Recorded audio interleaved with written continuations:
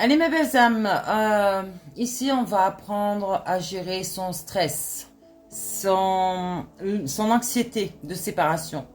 Peut-être que vous êtes en deuil de quelqu'un qui est parti, ça peut être des personnes, des animaux, euh, des situations, ok, qui vous tiennent à cœur, qui sont chères à votre cœur. Là, on va apprendre à gérer des choses difficiles ici, qui sont réelles pourtant, d'accord? On va accepter ces émotions, on va les reconnaître, reconnaître ce sentiment, d'accord? Ici, ce sont vraiment des ressentis qui viennent de votre mental, ok? C'est émotionnel, oui, mais c'est des choses négatives. C'est une anxiété, mais il faut aussi le reconnaître sans juger, d'accord? Ni culpabilité, ni et pourquoi si, et pourquoi là, ni vous poser de questions, d'accord?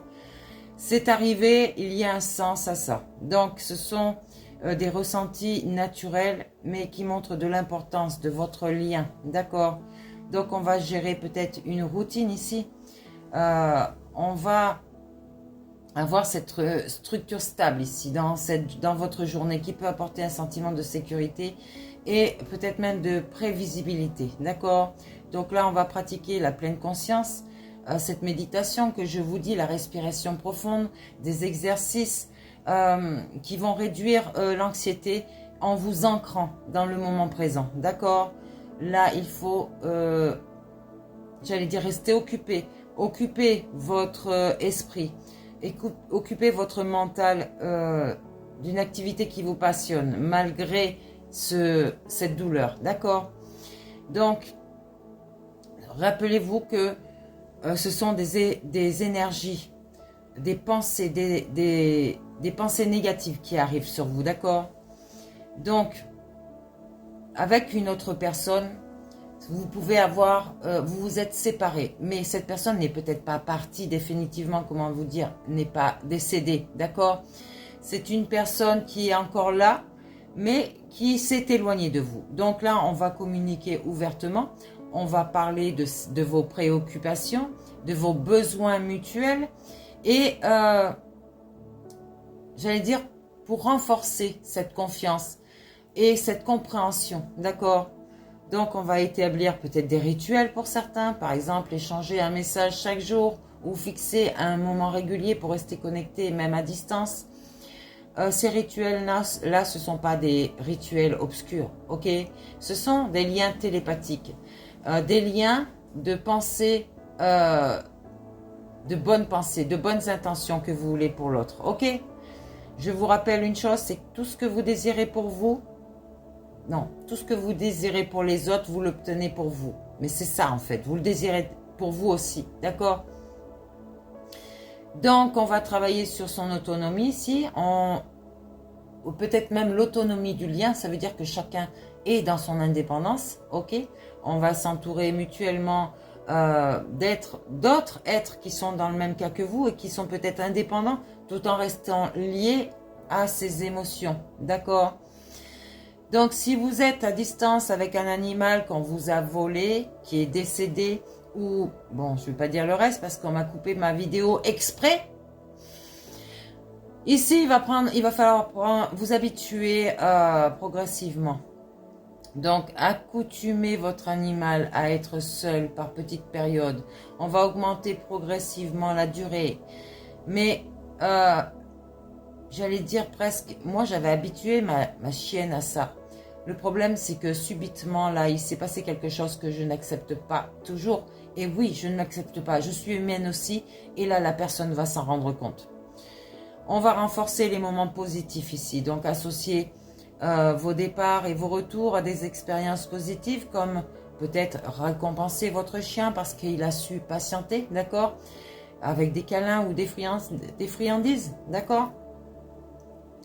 Donc, si l'anxiété devient trop importante, parce que oui, votre chien aussi, et donc, comme vous, un esprit, une âme, un corps, c'est l'identique de vous, sauf qu'il lui manque une chose, c'est la parole pour communiquer avec vous. Sauf que votre chien ou votre chat communique par pensée avec vous-même, télépathie, d'accord? Et il vous répond avec son propre langage.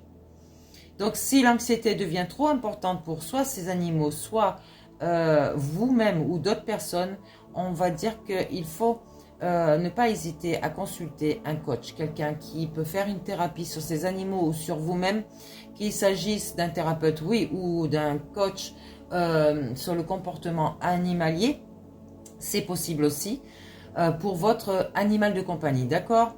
Et vraiment être accompagné dans ce processus pour faire toute la différence, d'accord? L'état d'âme et l'état d'esprit sont deux concepts aussi, mais qui sont très différents, d'accord? Ils ont chacun leur fonction, mais ils sont différents. Que vous me disiez oui ou non, allez faire vos recherches, d'accord? L'état d'âme, elle, reflète nos émotions profondes, nos ressentis intérieurs et nos dispositions affectives, d'accord? C'est souvent subtil, donc céleste aussi. Difficilement explicable parce qu'on ne voit pas, mais extrêmement révélateur de notre être, ok?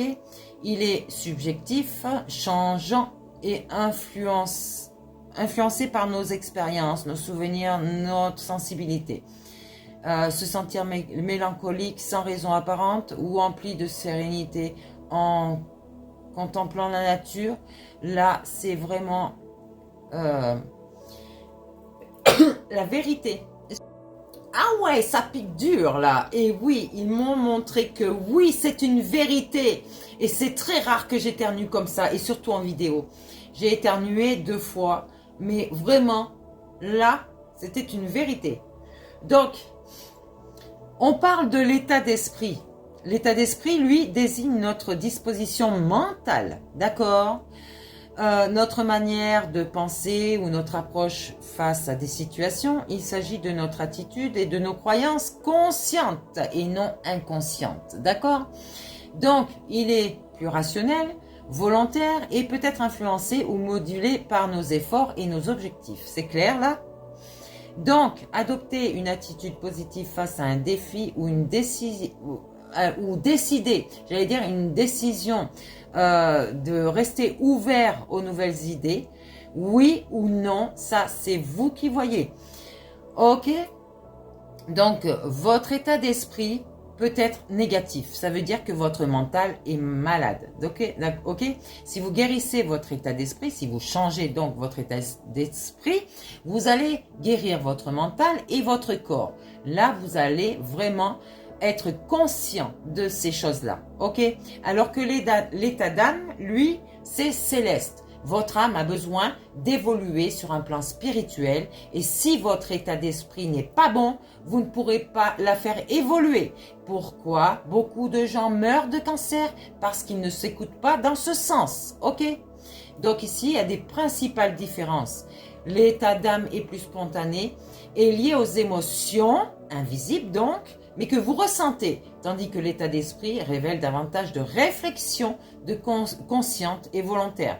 L'état d'âme agit souvent en arrière-plan, influençant subtilement notre comportement, alors que l'état d'esprit est en première ligne dans nos interactions et prises de décision. Vraiment, il fait partie de la matière. J'allais dire, vous avez un côté céleste, un côté de la matière, mais il va falloir faire ce changement subtil dans ce monde invisible pour pouvoir guérir votre corps. D'accord? Donc ensemble, il façonne bien notre relation à nous-mêmes et au monde. Quel aspect, on va dire, résonne davantage en vous en ce moment quand vous écoutez ça? Qu'est-ce que vous aimeriez explorer cette influence de ces états sur des aspects spécifiques de votre vie? L'état d'âme et l'état d'esprit. Guérissez votre mental, donc avec votre esprit malsain. C'est clair, il va falloir avoir cet esprit sain. C'est clair, et avancer sur votre route.